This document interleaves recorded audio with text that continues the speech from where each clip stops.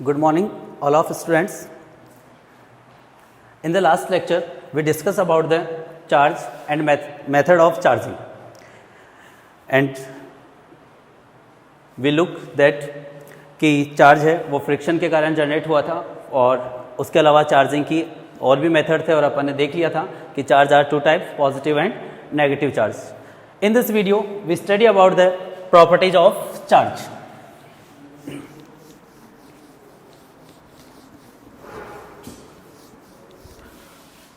और there are many properties of charge. तो अपना जो टॉपिक है वो है प्रॉपर्टीज ऑफ चार्ज. क्या क्या प्रॉपर्टी हो सकती है चार्ज की, उनको पहले मैं उनका नाम लिख रहा हूं और उसके बाद में उनका प्रत्येक प्रॉपर्टी को अपन डिटेल में एक्सप्लेन करेंगे. ठीक है. तो जो चार्ज की प्रॉपर्टी है, जो पहली प्रॉपर्टी अपन ने डेफिनेशन के अंदर भी देखी थी, पहली प्रॉपर्टी है चार्ज की वो है repulsion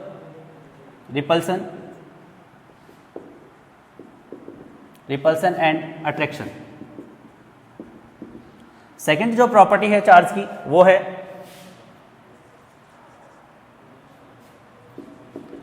क्वांटिजाइजेशन of charge. Third property है सुपरपोजिशन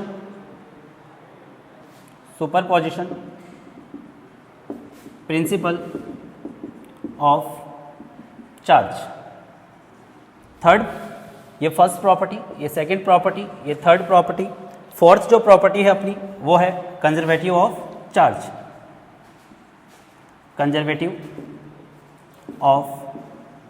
चार्ज. फिफ्थ जो प्रॉपर्टी है अपनी वो है इनवेरिएंट ऑफ चार्ज. इसके अलावा अपनी एक और जो प्रॉपर्टी होगी चार्ज के लिए कि चार्ज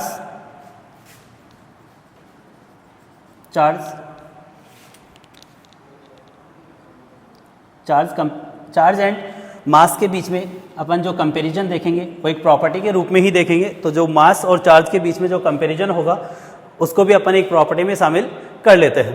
तो इस प्रकार से अपनी चार्ज की जो है वो कुछ प्रॉपर्टी है repulsive and attraction, quantization of charge, superposition principle of charge, conservative of charge, invariants of charge and charge of mass. तो अपन हर को एक एक जो प्रॉपर्टी है उसको अपन डिटेल में देखते हैं.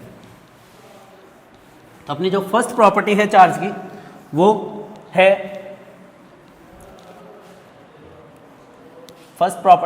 है रिपल्सन एंड अट्रैक्शन.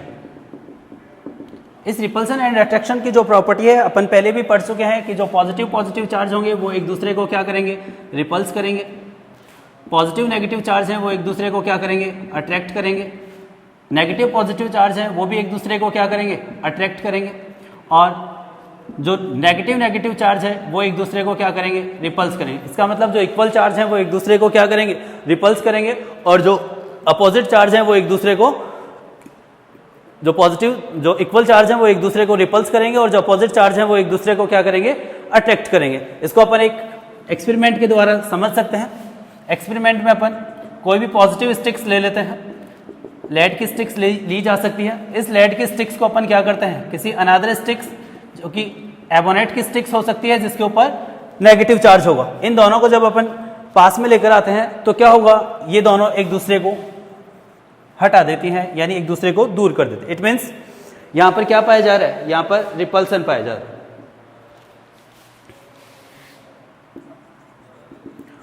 यहां पर क्या हो गया, रिपल्सन हो गया. ऐसे ही अगर अपन सेकंड एक्सपेरिमेंट देखें तो यहां पर क्या है, अपना लेड की स्टिक्स है. इस लेड की स्टिक्स के पास में अपन कोई दूसरी लेड की स्टिक्स लेकर आते हैं. सॉरी, ये यहां पर होगा अट्रैक्शन, यहां पर होगा अट्रैक्शन. ये दोनों जो पॉजिटिव और नेगेटिव होंगे ये एक दूसरे के पास आएंगे तो इसके अंदर क्या होगा, अट्रैक्शन होगा. और यहाँ पर जो लेड पॉजिटिव जिसके ऊपर चार्ज है और ये दूसरी लेड की स्टिक्स है जिसके ऊपर भी क्या होगा, पॉजिटिव चार्ज है ये एक दूसरे को क्या करेंगी, दूर करेंगी, यानी एक दूसरे को हटाएंगी, तो इनके ऊपर जो पाया जाएगा वो पाया जाएगा रिपल्सन। कुल मिला के जो अपोजिट चार्ज होंगे वो एक दूसरे को अट्रैक्ट करेंगे और जो इक्वल चार्ज होंगे वो एक दूसरे को क्या करेंगे, रिपल्स करेंगे। सेकेंड जो प्रॉपर्टी है चार्ज की वो है क्वांटाइजेशन ऑफ चार्ज, जो कि एक महत्वपूर्ण प्रॉपर्टी है, सबसे इंपॉर्टेंट प्रॉपर्टी है।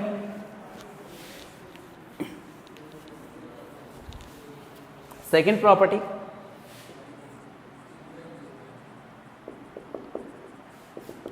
Quantization of charge.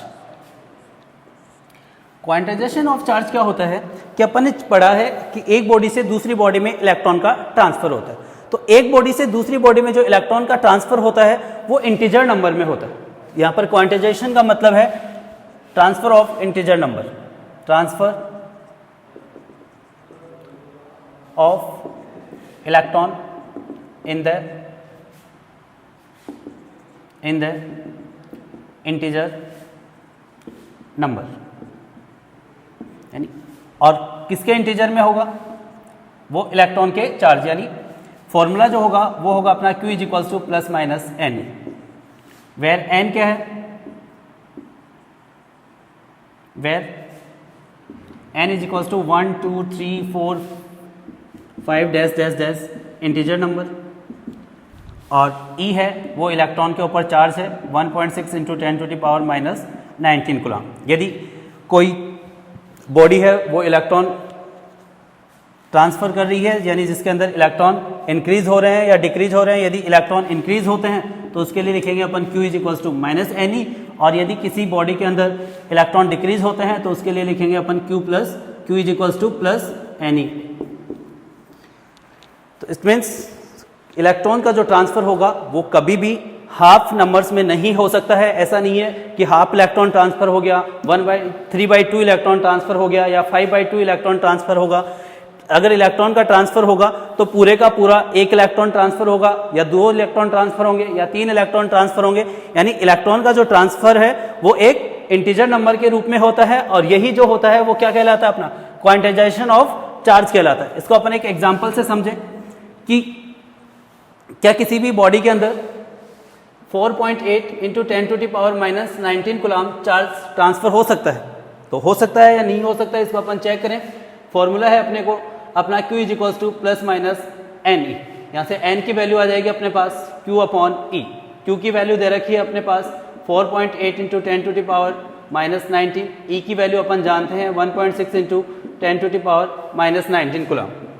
Value put करें तो n इज इक्वल्स टू आएगा 4.8 into 10 to the power minus 19, 1.6 into 10 to the power minus 19, ये कैंसिल हो जाएगा और पॉइंट से पॉइंट पे कैंसिल, और ये आ जाएगा n इज इक्वल्स टू 3, जो कि एक इंटीजर नंबर है। इंटीजर नंबर है, इसका मतलब क्या हो गया कि किसी भी एक बॉडी से दूसरी बॉडी में 4.8 into 10 to the power 19 coulomb जो चार्ज है वो ट्रांसफर हो सकता है। एक और एग्जाम्पल यदि अपन देखें कि क्या किसी बॉडी के अंदर 4.2 into 10 to the power minus 19 coulomb transfer हो सकता है या नहीं हो सकता है, तो इसके लिए फॉर्मूला है अपने पास Q is equals to plus minus N, तो n इज इक्वल्स टू आ जाएगा अपने पास Q अपॉन ई।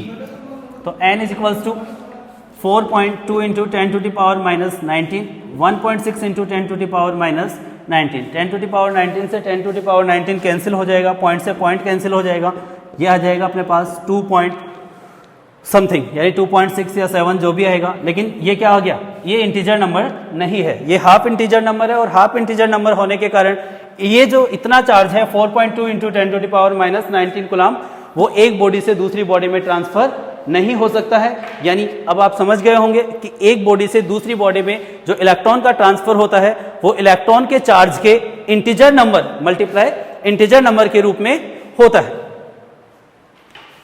इसी को अपन आगे पढ़ें।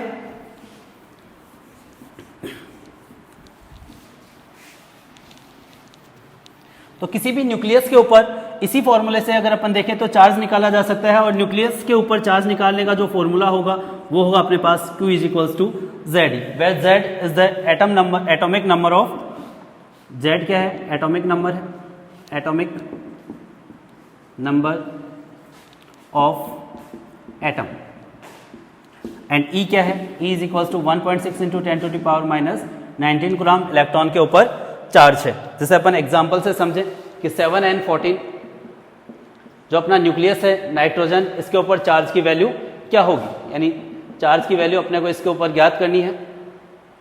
तो क्या होगा, फॉर्मूला है अपने पास Q = ZE, तो Q = Z की वैल्यू हो जाएगी। इसका जो एटॉमिक नंबर है वो है अपने पास 7, तो 7 × 1.6 × 10⁻⁻19 जो आएगा अपने पास 11.2 × 10⁻⁻19। तो इस फॉर्मूले से अपन क्या निकाल सकते हैं, किसी भी न्यूक्लियस के ऊपर कितना चार्ज है वो वाली चीज अपन Q = ZE से निकाल सकते हैं। जो क्वांटाइजेशन का फॉर्मूला होगा वो होगा Q = ±NE। याद रखना, जो चार्ज का क्वांटा होता है, क्वांटा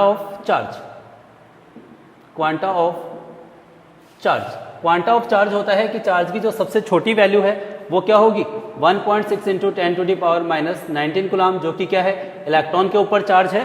तो अगर ये पूछा जाए कि क्वांटा ऑफ चार्ज क्या होगा, तो वो होगा अपने पास, उसकी वैल्यू होगी 1.6 × 10⁻⁻90 कूलम्ब। क्वांटाइजेशन ऑफ चार्ज क्या होगा, quantization of charge Q = ±NE होगा। इसका मतलब एक बॉडी से दूसरी बॉडी में जो इलेक्ट्रॉन का ट्रांसफर होगा वो चार्ज के क्वांटा के इंटीजर नंबर के रूप में होगा, चार्ज के क्वांटा के इंटीजर नंबर के रूप में होगा। यही क्या है, अपना क्वांटाइजेशन ऑफ चार्ज होगा। यदि बॉडी से इलेक्ट्रॉन ट्रांसफर हो रहे हैं, यानी उस बॉडी के अंदर जो इलेक्ट्रॉन के नंबर हैं वो क्या हो रहे हैं, इंक्रीज हो रहे हैं या डिक्रीज हो रहे हैं। यदि इंक्रीज हो रहे हैं तो वहां Q = -NE काम में लेना है, और यदि डिक्रीज हो रहे हैं तो वहां पर Q = +NE काम में लेना है। इसके अलावा इसमें यदि अपन देखें तो Q = एक फॉर्मूला और काम में आता है, P - N × E। क्या मतलब है इस फॉर्मूले का, इस फॉर्मूले का मतलब है कि P = है यहां पर प्रोटॉन, नंबर ऑफ प्रोटॉन,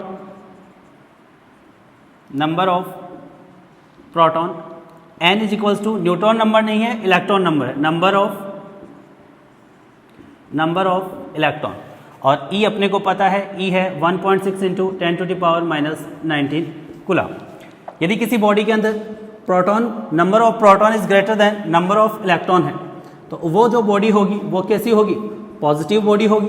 यदि P is less than N है, यानी number of proton is less than number of electron, then this body are negative. If proton and electron number are equal, then this body are neutral.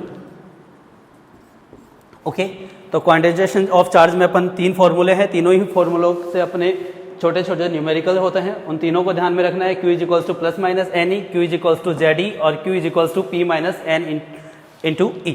इसी के अंदर देखो, यहाँ पे मैंने तुम्हें पढ़ाया है कि क्वांटा ऑफ चार्ज, यानी चार्ज की जो सबसे छोटी इकाई होती है वो अपना इलेक्ट्रॉन का चार्ज है, और इलेक्ट्रॉन का जो चार्ज है उसकी वैल्यू है 1.6 × 10⁻⁻19 कूलम्ब। लेकिन आफ्टर देन ये देखा गया कि जो इलेक्ट्रॉन प्रोटॉन है ये भी कुछ स्मॉल पार्टिकल से बने होते हैं।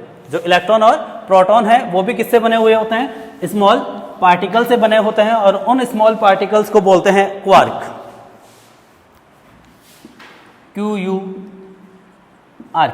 ये स्मॉल जो पार्टिकल होंगे इनको क्या कहा जाएगा, क्वार्क। इसका मतलब क्या हो गया कि जो चार्ज की सबसे छोटी जो एक तरीके से इकाई है वो इलेक्ट्रॉन का चार्ज न होकर वो क्या होगी, क्वार्क। लेकिन ये अभी प्रेजेंट टाइम में इसके बारे में अभी डिस्कवर चल रहा है।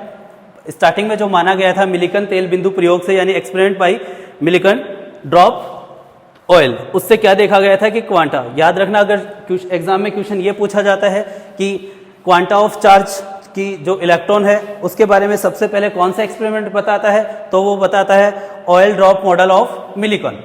तो क्वार्क जिनसे इलेक्ट्रॉन और प्रोटॉन मिलकर बने होते हैं, प्रोटॉन जो होता है वो मिलकर बना होता है UUD से। U का मतलब है अप से, और इसके ऊपर जो चार्ज होता है वो होता है +2/3E। D का मतलब है डाउन से, ये क्वार्क के नाम है। U का मतलब अप, D का मतलब डाउन, और इसके ऊपर जो चार्ज की वैल्यू होती है वो होती है E/3। देखें, और अपने को पता है कि प्रोटॉन पर जो चार्ज होता है वो होता है E, यानी 1.6 × 10⁻⁻19 जो कि प्लस का होता है। इस हिसाब से निकलता है या नहीं निकलता, देखो UUD, तो P, U की वैल्यू +2/3E, दोबारा U तो +2/3E, और माइनस का इसके ऊपर आएगा माइनस का e/3, डाउन के ऊपर होता है माइनस का e/3। तो p इज इक्वल्स टू आ जाएगा अपने पास 3, इसका एलसीएम आ गया, ये आ जाएगा अपने पास प्लस 2e, ये आ जाएगा अपने पास प्लस 2e, और ये आ गया अपने पास माइनस का e। तो ये आएगा अपने पास p is equals to plus 3e/3, 3 से 3 कैंसिल, तो p इज इक्वल्स टू यानी पॉजिटिव e आ गया, और e का मतलब हो गया 1.6 इंटू 10⁻⁻19 कूलम। तो तुम्हें ये पूछा जाए कि प्रोटॉन होते हैं वो कौन कौन से क्वार्क से मिलकर बने होते हैं, तो proton up up down, up up down quark से मिलकर बना होता है। ऐसे ही इलेक्ट्रॉन के बारे में पूछे तो इलेक्ट्रॉन जो होता है वो किससे मिलकर बना होता है? इलेक्ट्रॉन के लिए डी डी डी, इलेक्ट्रॉन का जो क्वार्क के रूप में फॉर्मूला होगा वो होगा डी डी डी। देखें इलेक्ट्रॉन के ऊपर चार्ज अपने को पता है माइनस ई होता है, आता है या नहीं आता है? Electron is equals to D के ऊपर माइनस e/3, फिर दूसरे डी के ऊपर भी माइनस e/3, डाउन का मतलब e/3, इसका भी मतलब माइनस का e/3। तो ये आ गया अपने पास 3 एलसीएम आ गया, या हो गया अपने पास माइनस का ई माइनस का ई माइनस का ई। इलेक्ट्रॉन की बात कर रहे हैं अपन, तो ये आ गया अपने पास माइनस का 3e/3, 3 से 3 कैंसिल, और ये आ गया माइनस का ई। यानी इलेक्ट्रॉन के लिए जो क्वार्क हैं वो होंगे डी डी डी, प्रोटॉन के लिए जो क्वार्क हैं वो होंगे यू यू डी। न्यूट्रॉन का भी तुम लोगों को ध्यान में रखना है, न्यूट्रॉन के लिए जो क्वार्क होंगे वो होंगे यू डी डी।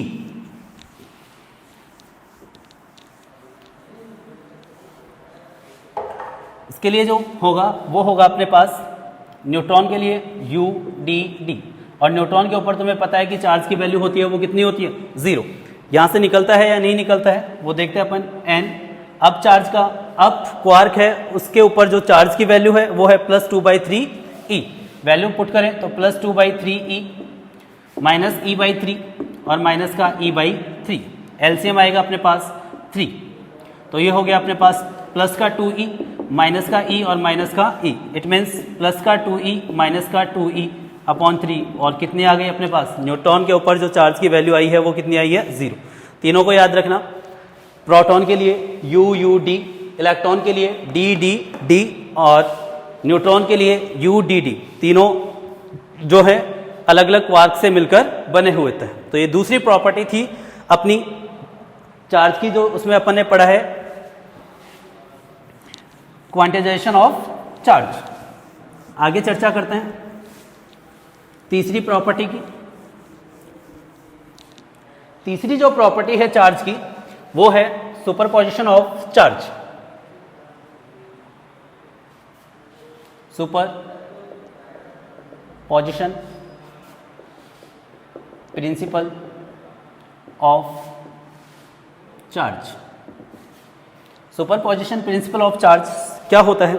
जैसे मान लो अपने पास कोई बॉडी है, ये अपने पास कोई बॉडी है, इस बॉडी के अंदर बहुत सारे चार्ज हैं। यहाँ पर अपना प्लस 11 कूलाम ले लेता हूँ, यहाँ पर माइनस का 20 कूलाम ले लेता हूँ, यहाँ पर प्लस का 13 कूलाम ले लेता हूँ, यहाँ पर मैं ले लेता हूँ कुछ भी ले सकते हैं अपन, प्लस का 6 कूलाम, यहाँ पर माइनस का 8 कूलाम। इस प्रकार से कोई बॉडी है उसके अंदर क्या है अपने पास? बहुत सारे चार्ज हैं। सुपरपोजिशन प्रिंसिपल ऑफ चार्ज क्या कहता है कि इस बॉडी के ऊपर जो टोटल चार्ज होगा वो सभी चार्ज के क्या होगा? एल्जेब्रिक सम के बराबर होगा। It means according to superposition principal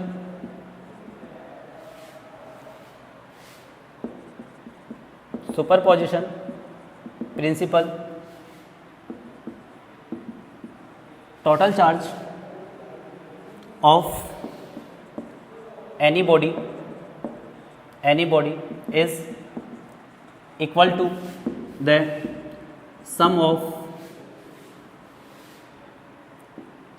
all charge, which या सीधा अपन लिख सकते हैं equal to the sum of all charge. It means Q is equals to हो जाएगा अपने पास Q1 plus Q2 plus Q3 plus dash dash dash Q4 and plus dash dash Q1 plus Q2 plus Q3 plus Q4 plus dash dash dash Q I. इसको summation के रूप में भी लिखा जा सकता है, क्यू इज इक्वल्स टू आ जाएगा अपने पास summation I is equals to 1 to n Q I. जैसे इसी एग्जाम्पल में अपन देखें, इस बॉडी के अंदर क्या होगा, टोटल चार्ज जो हो जाएगा वो कितना हो जाएगा, Q is equals to plus 11 coulomb minus 20 coulomb plus 13 coulomb plus 6 coulomb minus का 8 कूलम। तो टोटल पॉजिटिव कितने हो गए, 11 और 6 17 यानी 30। तो Q इज इक्वल्स टू आ जाएगा अपने पास प्लस का 30 कूलम, नेगेटिव हो गया 20 और 8 28 कूलम। तो इस बॉडी के ऊपर जो चार्ज आ गया वो आ गया अपने पास 2 कूलम। यदि इलेक्ट्रॉन के रूप में दिया होता तो अपन 2e भी लिख सकते थे इसको। तो सुपरपोजिशन प्रिंसिपल ऑफ चार्ज याद रखना, सुपरपोजिशन प्रिंसिपल ऑफ चार्ज क्या कहता है कि किसी भी बॉडी के अंदर जितने भी चार्ज हैं उन सब चार्ज का जो सम होगा वो उस बॉडी के टोटल चार्ज के बराबर होगा। ये अपनी तीसरी प्रॉपर्टी थी चार्ज की। चौथी प्रॉपर्टी की चर्चा करें अपन।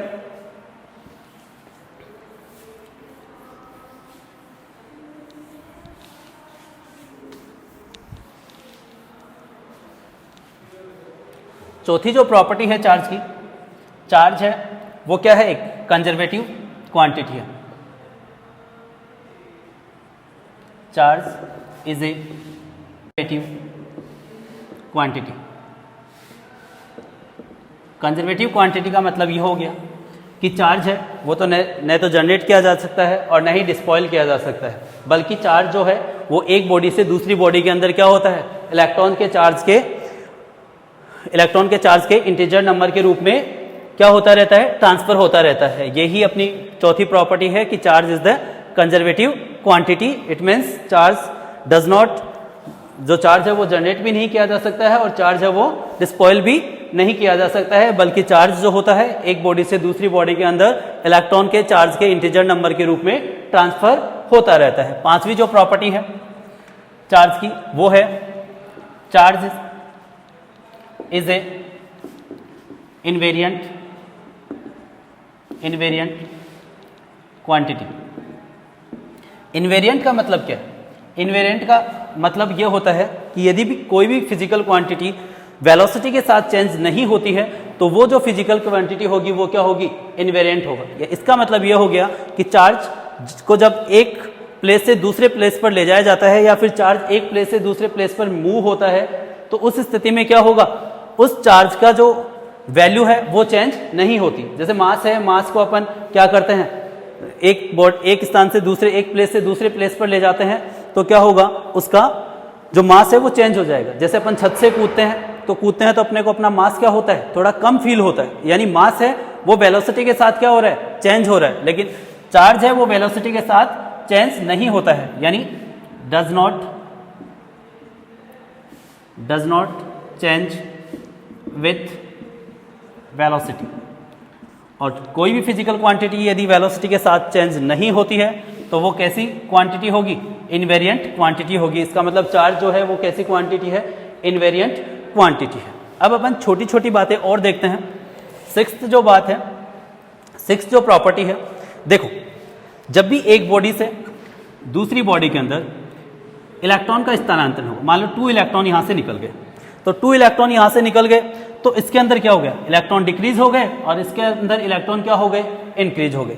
तो क्वेश्चन एग्जाम में यह आता है कि क्या एक बॉडी से दूसरी बॉडी में जब इलेक्ट्रॉन का ट्रांसफर होता है, या क्वेश्चन ऐसे आ सकता है कि किसी बॉडी के अंदर 5 इलेक्ट्रॉन बढ़ गए या किसी बॉडी के अंदर 5 इलेक्ट्रॉन क्या हो गए, डिक्रीज हो गए, या किसी बॉडी में 5 इलेक्ट्रॉन इंक्रीज हो गए, तो उसके मास के ऊपर कोई इफेक्ट पड़ता है या नहीं पड़ता है। इसके लिए अपने को सीधे से ये ध्यान में रखना होगा कि इलेक्ट्रॉन का जो मास होता है वो होता है 9.1 × 10⁻³ kg। प्रोटॉन का ऊपर जो मास होता है वो होता है 1.67 × 10⁻27 kg। अब यदि इलेक्ट्रॉन का ट्रांसफर हो रहा है, 2 इलेक्ट्रॉन का ट्रांसफर हो रहा है, इसका मतलब इसमें से क्या हो रहा है, मास कम हो रहा है। और कितना मास कम हो रहा है, 2 × 9.1 × 10⁻31 kg। इसके अंदर यदि 2 इलेक्ट्रॉन बढ़ रहे हैं, इसका मतलब इसके मास में क्या हो रहा है, इंक्रीज हो रहा है। इसका मास इंक्रीज हो रहा है, तो कितना इंक्रीज हो रहा है, 9.1.31 kg। लेकिन 31 kg is very small quantity. तो देखो इसका मतलब एक बॉडी से दूसरी बॉडी में जब इलेक्ट्रॉन का ट्रांसफर होता है तो मास होता है वो डिक्रीज होता है या इंक्रीज होता है। यदि जिस बॉडी के अंदर इलेक्ट्रॉन क्या होंगे, इंक्रीज होंगे, उसका मास इंक्रीज होगा, और जिस बॉडी के अंदर इलेक्ट्रॉन डिक्रीज होंगे उसका मास क्या होगा, डिक्रीज होगा। लेकिन ये जो इंक्रीजिंग और डिक्रीजिंग है मास का, ये बहुत ही नेग्लेजेबल होता है, इसको अपन नेग्लेक्ट मान सकते हैं। तो अपन ये भी कह सकते हैं कि एक बॉडी से दूसरी बॉडी में जो इलेक्ट्रॉन ट्रांसफर होंगे तो उसमें उस स्थिति में क्या होगा, जिस बॉडी से इलेक्ट्रॉन ट्रांसफर होंगे यानी जिस बॉडी में इलेक्ट्रॉन डिक्रीज होंगे उसके मास में जो नेग्लेजिबल होगा वो जो उसका मास है वो नेग्लेजिबल डिक्रीज होगा, और जिसमें इलेक्ट्रॉन ट्रांसफर होते हैं यानी जिसमें इलेक्ट्रॉन इंक्रीज होते हैं उसका मास नेग्लेजिबल क्या होता है, इंक्रीज होता है। ये थी छठवीं बात चार्ज के बारे में। एक और अगर अपन बात करें चार्ज के बारे में तो क्या होगा, सातवीं जो बात है कि दो बॉडी हैं, दोनों के ऊपर चार्ज की वैल्यू है वो अलग अलग है, यानी इसके ऊपर जो चार्ज है डिफरेंट चार्ज की दो बॉडी हैं अपने पास, ए बॉडी और बी बॉडी। ए बॉडी के ऊपर चार्ज है वो Q1 है, बी बॉडी के ऊपर जो चार्ज है वो Q2 है। इस मान लिया कि Q1 is greater than Q2 है। जैसे ही इन दोनों को अपन कांटेक्ट करवाते हैं, इन दोनों का क्या करवाते हैं, कांटेक्ट करवाते हैं, तो Q1 और ये Q2, तो जो चार्ज होता है वो हमेशा हाई चार्ज से लो चार्ज की ओर फ्लो होता है, यानी जो चार्ज Q1 है वो हाई है और चार्ज Q2 है वो लो है। तो इस ए बॉडी से बी बॉडी में क्या हो जाएगा, चार्ज ट्रांसफर हो जाएगा। तो ट्रांसफर होने के बाद जब इन दोनों बॉडीज को अलग अलग किया जाता है तो दोनों बॉडी के ऊपर इक्वल चार्ज आ जाएगा, और उस इक्वल चार्ज का जो फॉर्मूला होगा वो होगा Q1 प्लस Q2/2, यानी इस बॉडी के ऊपर भी Q1 प्लस Q2/2 आ जाएगा और इस बॉडी के ऊपर भी Q1 प्लस Q2/2 आ जाएगा। तो ये ध्यान रखना कि जब भी दो अलग अलग, जब भी डिफरेंट चार्ज वाली बॉडीज को आपस में कांटेक्ट में करवाया कर फिर उनको वापस अलग अलग किया जाता है, तो उस स्थिति में जो चार्ज की वैल्यू होगी वो दोनों बॉडीज के ऊपर क्या हो जाएगी, इक्वल हो जाएगी। ये चार्ज की अपनी सातवीं प्रॉपर्टी है। जब लेक्चर फर्स्ट में अपन ने देखा कि चार्ज का जो ट्रांसफर होता है वो इलेक्ट्रॉन के रूप में होता है, यानी इलेक्ट्रॉन का ट्रांसफर होगा। तुम ये क्वेश्चन पूछ सकते हो कि सर इलेक्ट्रॉन का ही ट्रांसफर क्यों हुआ, प्रोटॉन का ट्रांसफर क्यों नहीं हुआ। अच्छा क्वेश्चन है कि इलेक्ट्रॉन का ही ट्रांसफर क्यों हुआ, प्रोटॉन का ट्रांसफर क्यों नहीं हुआ। देखो, प्रोटॉन होता है वो न्यूक्लियस के अंदर होता है और इलेक्ट्रॉन होते हैं वो ऑर्बिटल में क्या करते रहते हैं, मोशन करते रहते हैं। अलग अलग ऑर्बिटल में इलेक्ट्रॉन का जो नंबरिंग होती है वो क्या होती है, अलग अलग होती है। जैसे ही इसको अपन किसी अन्य बॉडी से फ्रिक्शन करवाएंगे तो क्या होगा, ये जो प्रोटॉन है ये न्यूक्लियस के अंदर है और इसके ऊपर एक स्ट्रॉन्ग न्यूक्लियर फोर्स कार्य कर रहा है, और ये जो स्ट्रॉन्ग न्यूक्लियर फोर्स है ये न्यूक्लियर को क्या होगा, इस प्रोटॉन को बाहर नहीं जाने देगा। लेकिन इस प्लस और नेगेटिव के बीच में जो कूलाम्ब फोर्स कार्य कर रहा है वो कूलाम्ब फोर्स होता है वो न्यूक्लियर फोर्स की तुलना में कंपैरिजन में देखा जाए तो थोड़ा कम होता है। यानी सबसे स्ट्रॉन्ग फोर्स है वो कौन सा है, अपना न्यूक्लियर फोर्स है। और जो इलेक्ट्रोमैग्नेटिक फोर्स जिसकी अपन बात कर रहे हैं, कूलाम्ब फोर्स, जो अभी अपन पढ़ेंगे, दो चार्ज के बीच में लगता है, तो उस कूलाम्ब फोर्स की या इलेक्ट्रोमैग्नेटिक फोर्स की जो वैल्यू होती है या उसकी जो एक तरीके से कैपेसिटी होती है वो क्या होगी, न्यूक्लियर फोर्स की तो कंपैरिजन में कम होती है। इस वजह से जो अपन जब फ्रिक्शन करवाएंगे तो जो ट्रांसफर होगा वो किसका ट्रांसफर होगा, इलेक्ट्रॉन का ट्रांसफर। यानी इस क्वेश्चन का क्वेश्चन है, इस क्वेश्चन का एक सिंपल सा आंसर देना है कि इलेक्ट्रॉन का ही ट्रांसफर क्यों होता है, प्रोटॉन का ट्रांसफर क्यों नहीं होता है। तो इसके लिए सीधे याद रखना कि जो प्रोटॉन होता है वो न्यूक्लियस में होता है और न्यूक्लियस में होने के कारण वो स्ट्रॉन्ग न्यूक्लियर फोर्स से बंधा हुआ होता है, यानी अटैच होता है, और जो इलेक्ट्रॉन होता है उसके ऊपर न्यूक्लियर फोर्स कार्य करता नहीं है, और जो न्यूक्लियर फोर्स होता है वो इलेक्ट्रोमैग्नेटिक फोर्स की कंपैरिजन में क्या होता है, लेस होता है। तो इसलिए वजह से प्रोटॉन का स्थानांतरण यानी प्रोटॉन का ट्रांसफर नहीं होता है, बल्कि ट्रांसफर किसका होता है, इलेक्ट्रॉन का होता है। इलेक्ट्रॉन, अब दो बॉडी है ए एंड बी। एक और क्वेश्चन है यहां पर कि कौन सी बॉडी से इलेक्ट्रॉन का ट्रांसफर होगा, ए बॉडी से होगा या बी बॉडी से होगा, ए बॉडी से होगा या बी बॉडी से होगा। तो इलेक्ट्रॉन का ट्रांसफर उस बॉडी से होगा जिसका वर्क फंक्शन कम होगा। एक शब्द आया है वर्क फंक्शन। अब ये वर्क फंक्शन क्या चीज है, what is the work function. तो वर्क फंक्शन एक प्रकार की एनर्जी है जो किसी भी बॉडी को दी जाती है, किस लिए, इलेक्ट्रॉन को बाहर निकालने के लिए। तो वर्क फंक्शन क्या है? एक प्रकार की एनर्जी है जिसको किसी बॉडी पर देने पर क्या होगा? इलेक्ट्रॉन बॉडी से क्या हो जाएंगे? रिमूव। जैसे अपन सिंपली इसको समझते हैं कि जब भी किसी मेटल के ऊपर लाइट डाली जाती है तो क्या होगा? जो फोटोन की एनर्जी होती है E बराबर h न्यू, इस फोटोन की एनर्जी को इलेक्ट्रॉन क्या करता है? लेता है, एक्सेप्ट करता है और इस इतनी एनर्जी लेकर ये क्या करेगा? इस मेटल की सरफेस को छोड़कर चला जाएगा, यानी और इस स्थिति में इस मेटल के ऊपर कौन सा चार्ज आ जाएगा? पॉजिटिव चार्ज आ जाएगा। तो इसका मतलब अपन ने क्या किया है? लाइट के द्वारा फोटोन इमिट, यहाँ पर इलेक्ट्रॉन को एनर्जी दी है E बराबर h न्यू, तो इलेक्ट्रॉन सरफेस को छोड़ के निकल गए। तो याद रखना, जो इलेक्ट्रॉन होगा वो कौन सी वस्तु से या कौन सी बॉडी से बाहर निकलेगा? जिसका वर्क फंक्शन कम होगा। वर्क फंक्शन क्या है? वर्क फंक्शन एक प्रकार की एनर्जी है। आगे अपन बात करें तो इसी चैप्टर के अंदर अपन पढ़ेंगे या नेक्स्ट वीडियो में अपन पढ़ेंगे, आज के लिए इतना ही काफ़ी है। नेक्स्ट वीडियो में अपन देखेंगे यूनिट्स ऑफ चार्ज एंड इसके अलावा दो चार्ज के बीच में जो इलेक्ट्रोमैग्नेटिक फोर्स लगता है, कूलाम फोर्स जिसको बोलेंगे या इलेक्ट्रिक फोर्स जिसको बोलेंगे, उसके बारे में डिस्कस करेंगे। और उसके अलावा electric field intensity, dipole moment, electric field intensity, axial position of dipole, electric field intensity due two point charge and electric field intensity equatorial position of dipole. इस प्रकार से इस चैप्टर के जितने भी टॉपिक है अपन सारे के सारे टॉपिक कवर करेंगे और इसके जो न्यूमेरिकल सेक्शन है उसको भी अपन पूरा कंप्लीट करेंगे। Thank you.